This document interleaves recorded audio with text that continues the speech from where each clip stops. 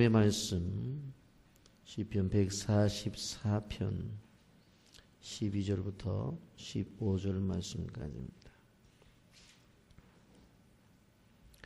시편 144편 12절부터 15절 말씀까지. 우리 아들들은 어리다가 장성한 나무들과 같으며 우리 딸들은 궁전의 양식대로 아름답게 다듬은 모퉁이돌 같으며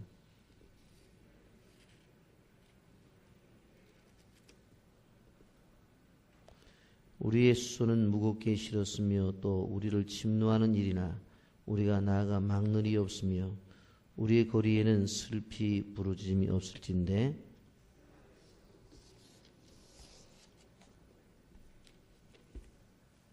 아멘.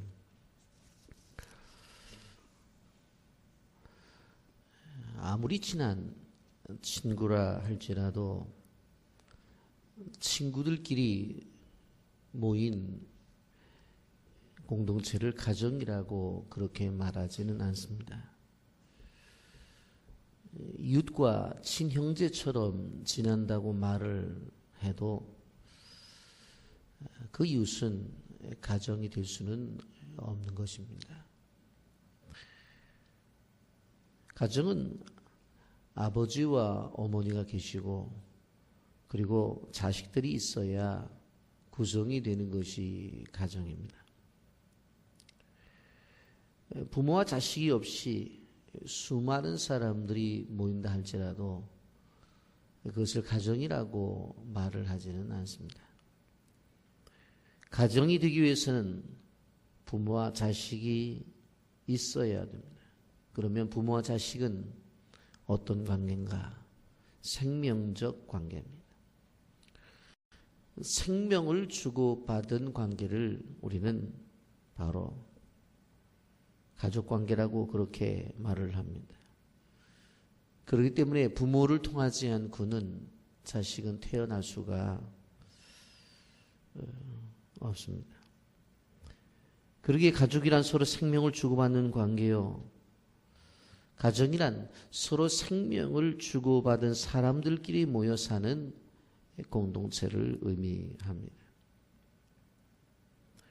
아무리 절친한 사이라 할지라도 친구와 이웃의 모임을 가정이라고 부르지 않는 것은 친구와 이웃은 가정을 말할 수 없는 것은 생명을 주고받은 관계가 아니기 때문에 그렇습니다.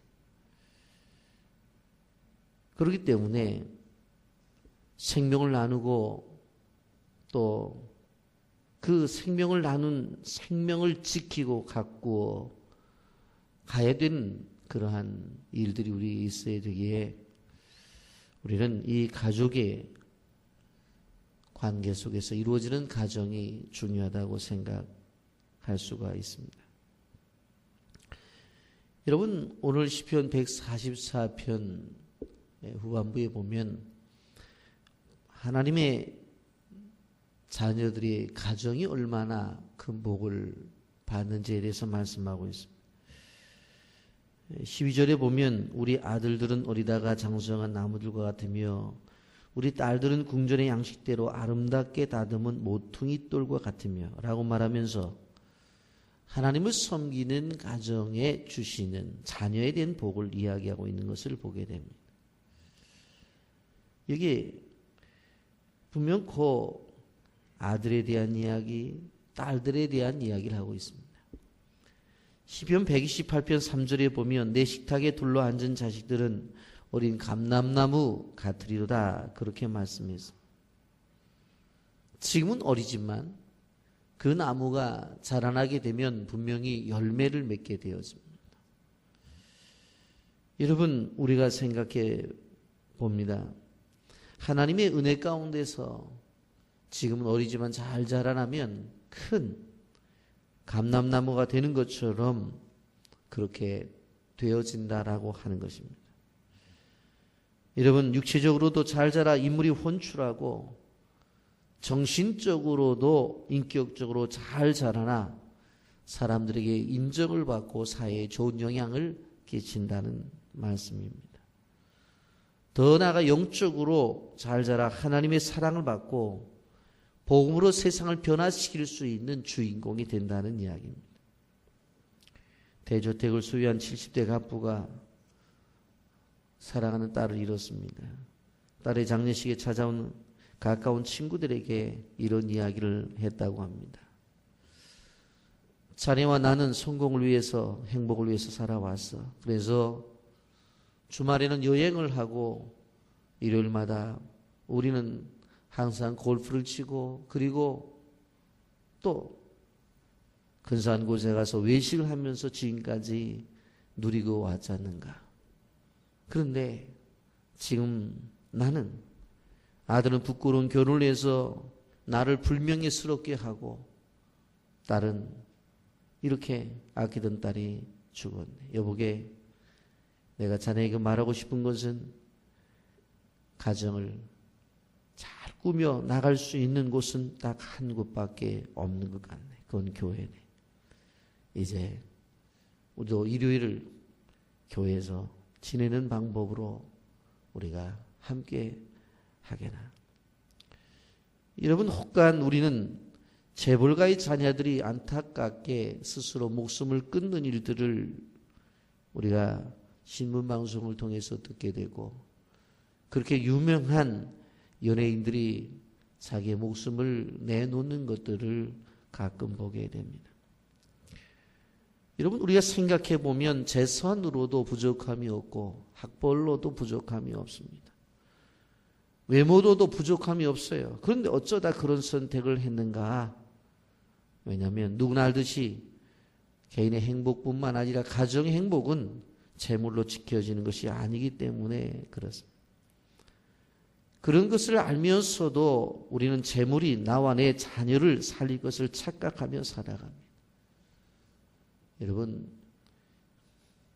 인터넷 기사, 오늘 기사 한번 보시면 청소년들의 미래 꿈이 뭐냐 그랬을 때 저는 깜짝 놀랐던 게 뭐냐면 건물 하나 가지고 그것에서 임대하며 사는 게 청소년의 꿈이래요. 여러분, 생각을 해보세요. 아이들의 꿈이라고 하는 것들이 이 사회 구조 속에서 어떻게 하든지 간에 돈, 그리고 그 생활 속에서 안정된 생활, 그게 꿈이 되어버렸어요.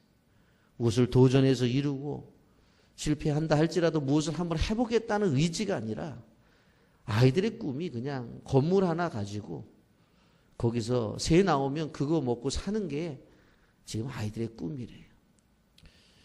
여러분, 우리가 부모의 자세 속에서 부모로서 아이들을 어떻게 키워야 되는지를 우리는 생각을 해봐야 되는 거예요. 여러분, 자녀들이 자라날 때에 최고의 사람이 되게 아이를 가르치는 것을 저는 부정하지는 않아요. 그러나 그 최고의 사람이 되기 위해서는 최선의 삶의 모습을 통해서 이루어야 되는 건데 최선의 삶은 없어요. 그리고는 최고만 되려고 하는 거예요. 여러분, 우리는 기억해야 될 것이 무엇인가 하면 하나님의 방법으로 아이들을 키워야 되고 정말 그렇게 키울 때에 하나님께서 그 아들들이 오늘 성경에서 말하는 것처럼 바로 장성한 나무들과 같이 되고 딸들은 궁전의 양식대로 아름답게 다듬어진다고 하는 사실을 기억하시고 하나님을 잘 믿는 방법으로 자녀들의 복을 받기를 예수님의 이름으로 축복합니다.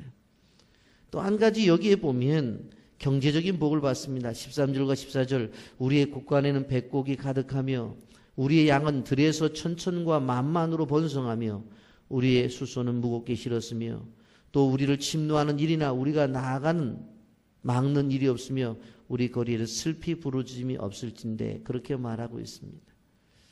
여러분, 당시에 농사 목축이 경제의 중심을 이루고 있었습니다.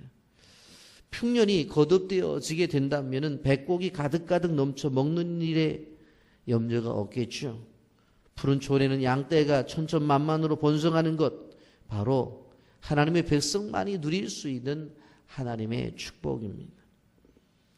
WHO는 인류 최대의 적이 가난이라고 바로 정의를 내렸습니다. 여러분, 세상을 살아가면서 전쟁이 일어나죠. 질병이 오죠. 그리고 사람들 사회 속에서 마약과 인신매매, 여러 가지 범죄들이 있습니다. 그런데 이런 것들이 국제보건기구에서 바로 이런 것들이 적이 아니라 인류의 가장 큰 적은 가난이라고 그랬어요. 맞습니다. 지금도 전쟁으로 인해서 수많은 사람들이 죽어가고 있습니다. 그런데 사람이 죽어가는 숫자를 보게 되면 가장 많이 죽어가는 숫자가 가난입니다. 여러분, 이 지상 위에 20억 정도의 사람들이 가난에 찌들어 산다고 말을 해요. 그리고 지금도 굶어 죽어가는 사람들이 1억 3천 명 정도 된다고 말을 해요. 인도의 10억 인구인데 80%가 가난하고 방글라데시의 1억 4천만 인구 가운데서 1,000만을 제외하고는 1억 3천만 명이 극히 가난한 가운데에 살아가고 있다고 하는 것을 들어보게 됩니다. 먼 얘기가 아니라 우리는 북한 동포들을 생각해 봅니다.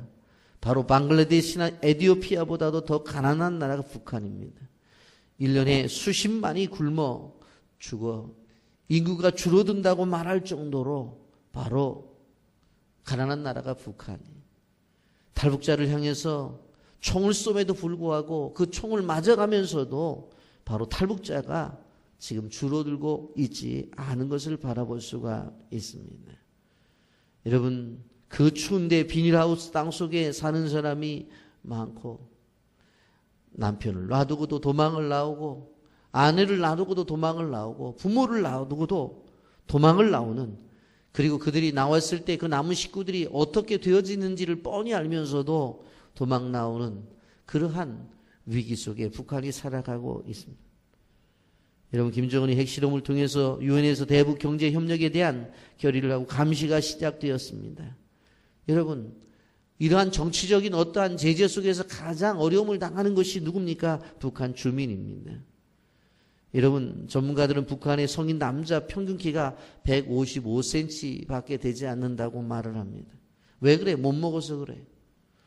통일이 되면 남과 북은 전혀 다른 인종으로 달라져서 몇십 년은 그 갈등이 지속될 것이라고 말을 해요. 여러분, 지금 한국의 성인 남자들, 젊은이들은 평균 키가 170이 넘어요. 그러면 15cm가 차이가 나는 이 북한의 키가 작은 사람들과 이 키 큰 남자들, 이 남한의 사람들하고 결혼해서 살면 이것이 평균 키가 되어질 때까지는 수십 년이 걸려야 된다고 그렇게 말을 하는 거예요. 여러분, 우리 경제가 어렵다고 아우성이죠. 그러나 아무리 어렵다고 경제적으로 힘들다고 말을 해도 명절 때가 되면 공항이 미어 터져요. 그리고 때가 되어지면 바로 수많은 사람들이 또 어렵다고 말하면서도 휴양지에 사람들이 넘쳐나는 것을 바라볼 수가 있습니다. 내적으로 우리가 생각하는 체감적으로 가난하지 사실 들어가 보면 세계에서 잘 사는 나라에 속하는 것을 볼 수가 있습니다. 여러분, 아프리카 가나 사람들이 부키나파소 사람들 보고 무시한다고 말하죠. 왜냐하면 부키나 사람들은 국민소득 200불 정도밖에 되지 아니에요. 그런데 가나는 그 2배인 400불 정도가 된다고 해서 무시를 하는 거예요. 그런데 우리나라는 어떻습니까? 국민소득이 아무리 넘었어요. 여러분, 우리 자원이 많은 나라들이 다 잘 사냐? 그게 아니에요. 중국이 요즘 아프리카에 엄청난 투자를 한다고 그렇게 이야기를 하죠. 여러분, 지하 자원이 많고 석유가 펑펑 솟아난다고 해서 다 잘 사는 것이 아니에요. 여러분, 생각해 보면 우리나라에 무슨 자원이 있습니까? 아무것도 없습니다. 그러나 짧은 시간 동안에 부해줄 수 있었던 가장 큰 원인은 하나님을 믿는 믿음을 가지고 있었기 때문이었던 것입니다. 여러분, 우리나라가 가장 큰 경제의 성장이 빨랐을 때가 교회가 부흥되었을 때입니다. 이제 살만해지니까 그리스도인들은 하나님을 섬기는 일에 소홀해지고 있어요. 그래서 새벽을 깨우는 일에 등한히 하고 밤을 지새우면서 기도하는 일에 등한히 한 것을 볼 수가 있습니다. 나라의 어떠한 회복과 경제의 성장을 위해서라도 우리는 믿음이 회복이 되어져야 되고 하나님의 교회가 부흥되어져야 된다는 것을 우리는 기억해야 돼. 이것이 바로 우리의 사명이고 단순히 나 하나 신앙이 좋아지는 것이고 나 하나 믿음이 좋아지는 것이 아니라 더 나아가 내가 와서 기도할 때에 나 혼자만의 기도를 하는 것이 아니라 내가 속해 있는 회사를 위해서 기도하게 되어지고 더 나아가서 나의 기업을 위해서 기도하게 되어지고 나라와 민족을 위해서 기도함으로 말미암아 우리나라 민족도 잘 살 수 있다고 하는 것을 우리는 기억해야 되는 것입니다. 결국 경제적인 복이라고 하는 것도 우리의 기도를 통해서 이루어지는 것이기 때문에 우리가 정말 하나님 앞에 믿음을 통해서 이루어지는 이 놀라운 경제적인 축복도 여러분의 가정의 축복이 되기를 예수님의 이름으로 축복합니다. 또 한 가지 평화의 복을 받습니다. 14절에 이렇게 말합니다. 14절 말씀, 또 우리를 침노하는 일이나 우리가 나가 막는 일이 없으며 우리 거리에는 슬피 부르짖음이 없을 텐데 말하고 있습니다. 여러분, 지금 우리 땅에는 핵의 위험과 전쟁의 위협이 가중되고 있는 것을 바라볼 수가 있습니다. 어떤 사람들은 이렇게 말합니다. 북한이 남한을 향해서 핵을 포함한 온갖 살상 무기를 동원해서 침공할 것이다. 그래서 위험하다고 말을 합니다. 또 어떤 사람들은 북한이 핵을 포기하지 아니하면 미국이 공격할 것이라고도 이야기를 해요. 여러분, 어떠한 경우든지 간에 전쟁이 일어나면 안 되는 것입니다. 우리 부모님 세대는 전쟁을 직접 경험해 보아서 전쟁의 비극을 너무나 잘 압니다. 그러나 전쟁 이후에 자라난 세대들은 전쟁의 비극을 잘 몰라요. 그래서 이런 세상 저런 세상 복잡하고 힘든 세상에 에라 모르겠다, 전쟁이라도 일어났으면 좋겠다라고 그렇게 막말을 하는데 절대로 그래서는 안 되는 거예요. 여러분, 지금 세계에서 전쟁이 일어나서 자기가 살던 고향 땅을 나라를 떠나서 저렇게 외국으로 보찜을 싸갖고 나가는 사람들 한번 보세요. 그래도 보니까 그 사람들은 살만한 사람들이래요. 정말 못 사는 사람들은 그 전쟁 통해서 그냥 죽음을 맞이하고 있다고 하는 것입니다. 여러분, 50년 전의 전쟁과는 근본적으로 달라요. 한반도에 전쟁이 일어나면 엄청난 사람들이 죽을 것이고 그리고 사는 사람들이 장애를 입게 될 것을 분명합니다.